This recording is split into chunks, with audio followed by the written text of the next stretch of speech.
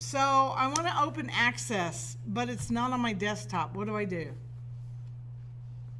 Window, the bottom left, that's the window. This guy? Okay, so I'm going to click him. What do I do now? You can do all apps, or yeah, all apps. Right here? Mm-hmm. Okay, I'll click there. And then what? Right there under date. Right, it's listed alphabetically under Access. So I can click that and it will open. I can also go to my search bar and start to type it, and it will show me that way as well. All right. If you choose, you can drag this to your desktop and have an icon, or you can go through all apps and click on your apps just like you would on a tablet or a phone. So now Access opens up and I have a blank database. When I click blank database, look what's happening. We're going to save this file at this long gobbledygook place in my documents, which on these computers is precarious to get to. The first thing I want to do is name this. This is my introduction to Access, and I want to make sure I save it to my pen drive. So I'm going to make sure my pen drive is plugged in first. That would have been a good idea, because we use a lot of pen drives here.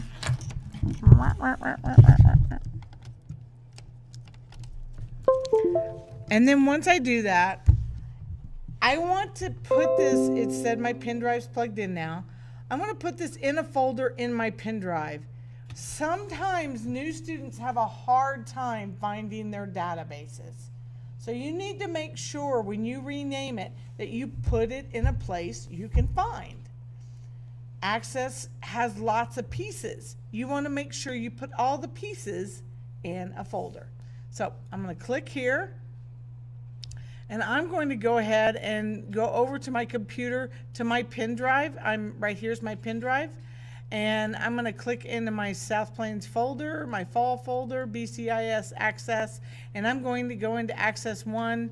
And I'm telling myself that this is Section 502's Access, Intro to Access. Here is it saved as a type. It's saved as a database 2016. That means any format between the years 2007 to 2016, it will save. And I'm going to go in here, and I'm going to click OK. And it's saved there, but not opened. Now I need to open it. Once I open it, Access opens in a table. It has no information in it.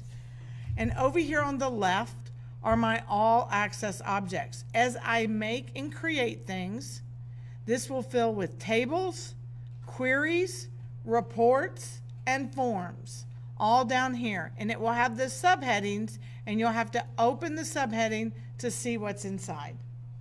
We usually start with a table, okay? Now, the Home tab looks different than what we're used to, but there's still some similarities. Look over here. Here's our text formatting. So there's our font dialog box, a little different. We've got records, and hey, there's our subtotals. Remember our adds and our minimums and that sort of thing with the sigma symbols? We've got a total column. And there's this thing called view. Right now, this table would look kind of like Excel. It's called Datasheet View. We are in Datasheet View. If you can't find what you're looking for, or you think everything looks different, you are probably in the wrong view. To make changes across all the categories or all the fields, we go into Design View. And once I go into Design View, things start to look a little bit different. Right now I have an ID field with an auto number, and I'm making that field size a large integer, a long integer. So tables in Datasheet View look like Excel. Tables in Design View have two parts. Part of the sheet where you see all the field names at the top and things you can do to those different field names. All right, so now I'm going to stop a minute, and I'm going to go and open our homework, which of course I downloaded from my IT lab, and it looks like this.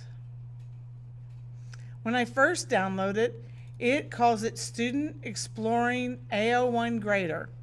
When we get into the homework, it's going to tell us how to save that, all right? So I would still want to file save as. Now at this point in time, because this has been saved on my computer, I scroll down and go to this purple save icon. This is telling Access where I want to put it. I only do the save as the first time, but where do I want to put it? Well, I want to put it back into that pen drive, right?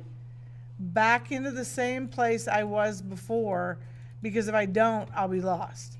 The other thing I'm going to do is I'm going to change this, and when my first one, I'm going to put a 1 here so I know I'm doing it. You can see earlier I did it, so since this is actually my second opportunity, I'm going to say it's my second opportunity for 502, and then I'm going to put my first and last name at the end.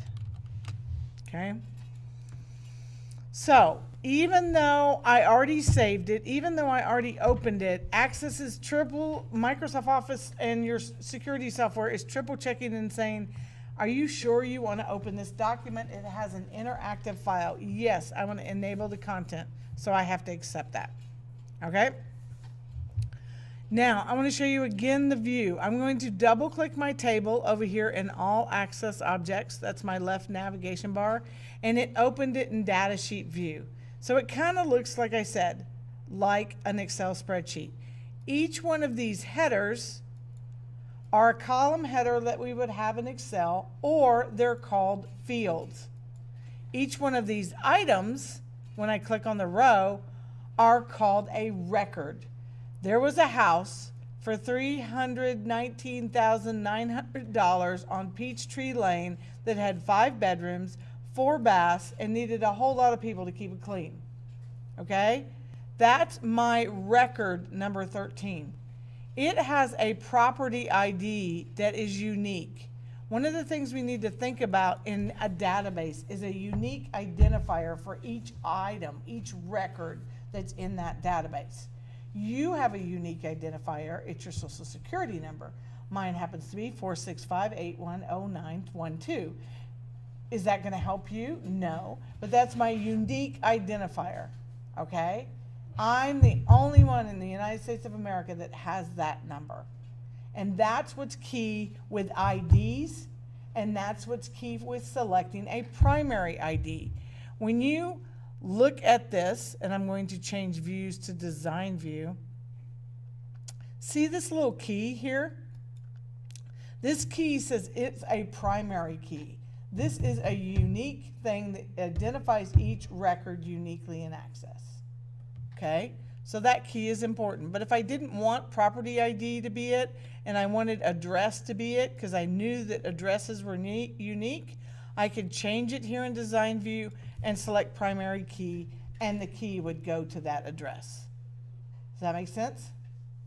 I'm going to take it off and put it back on here in property ID, because Access will also divvy out unique identifiers for you. And that's probably most of the time what you're going to want to do. So back in the Datasheet view, I'm here in Datasheet view, and I've got my property IDs, my date listed, my list price. But I know sometimes that this doesn't look right. We can change the look here, but we can also go back and make it a $ view in design. And we'll actually do some more of that later. We'll go into design view, and then we'll come to list price. We'll go to data type, and we'll pick currency. So we expect currency to return a $ symbol, a decimal point, and 2 decimal places to make it look like money. And it does. Now we have money, and we did the entire field in like 2 clicks. Pretty similar to what we could have done in Excel, right? Under number and format. But just so you know that those possibilities are there. When you make things in a database, you create them here under the Create tab, and they start filling once you save down here in All Access Objects. We can make tables, so we can make more like properties. We can make queries and ask a question across those tables. We can make forms. Forms are a way for you to make so someone can enter a record into your database, but you can protect your database so all they can do is add a record.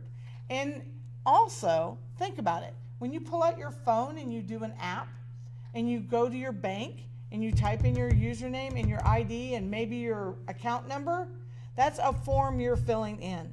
You're telling you want to check the database for this. You can't change the database in that form. You can only either look at things or add things, like if you're doing a deposit or something. That's the purpose of a form. The purpose of the form is for the teller at the bank to be able to fill stuff in, but not change your database. Okay? And then, I'm going to close this out just real quick. And then the other thing we can create are reports. So these are ways to make your data look more meaningful, just like we created bar charts and cluster charts and pie charts in Excel to make that data more meaningful. A report can take a long list of data, and usually you use Access because you're going over 500. Once you start going over 500 in Excel or more pieces than Excel, then you want those pieces to be able to relate. Access is a good place for that. And a report is a good place to be able to bring it all together for a meeting, for a presentation, to show to someone else, or to combine it into a print form or an electronic form to show to someone who's interested in the data but not going to just comb through rows and rows and rows and rows of it. Okay? So we've talked a little bit about view, that there's a data sheet view and that there's a design view. We've talked about primary key identifies a field for a unique number for each record. We've talked about what a record is.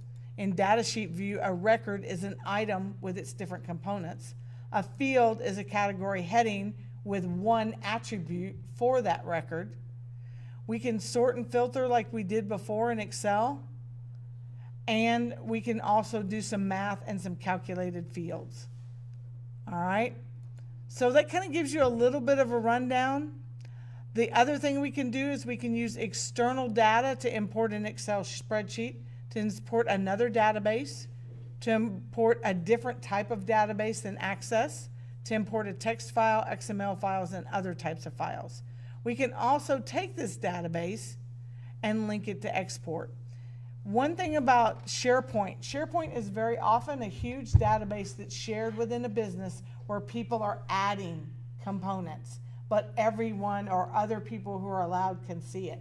SharePoint's become more and more powerful and more used in places like larger universities, the military, and places like even your K through 12 schools that are keeping accreditation accounts of did they pass TEAC number 4 common denominators in 4th grade.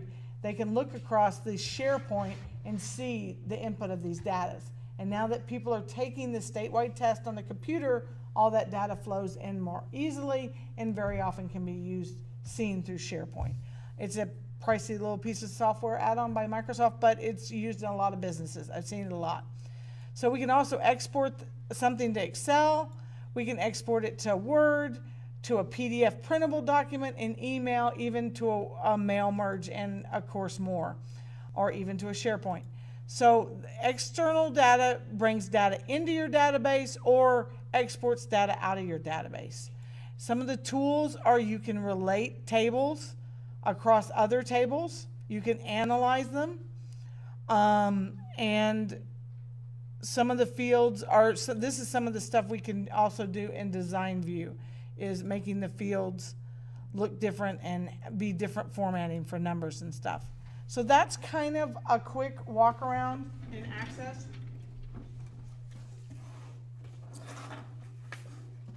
The only other thing I didn't talk about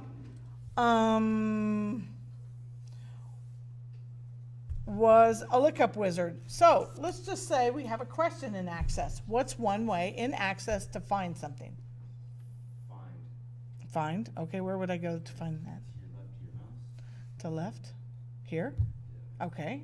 I could click there or I could click up here. Let's try find.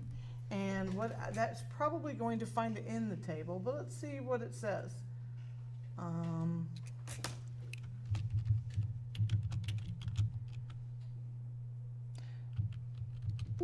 Yep. So that's going to search all your records. This find will search all your records. If I go up here, the idea is I can ask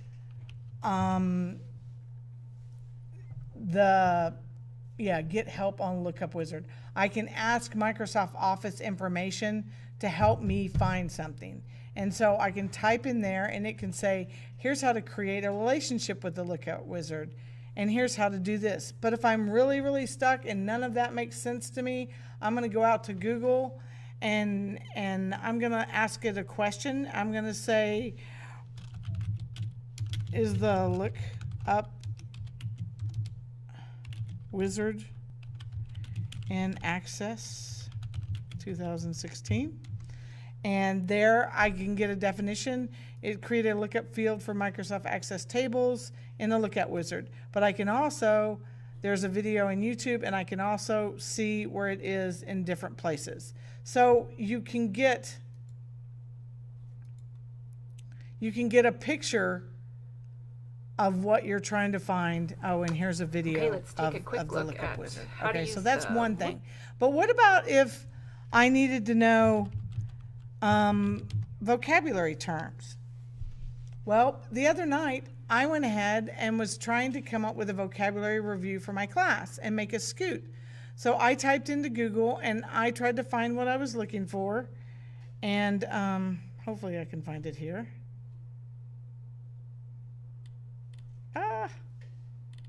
Wrong email. One sec. So one of the places that's really good to look at when you're a college student and you're trying to find answers to an online quiz at 2 o'clock in the morning, or you're trying to find some resources, sometimes you'll find that there's a good go-to place. Google's where I always start. YouTube's where I go second. And when all else is lost, I go to Quizlet. Quizlet can give me right here, 30 index cards on vocabulary. What is used to store data and records in Access? No answer from the crowd, but the answer is table. Tables are used to store data and records and fields in Access.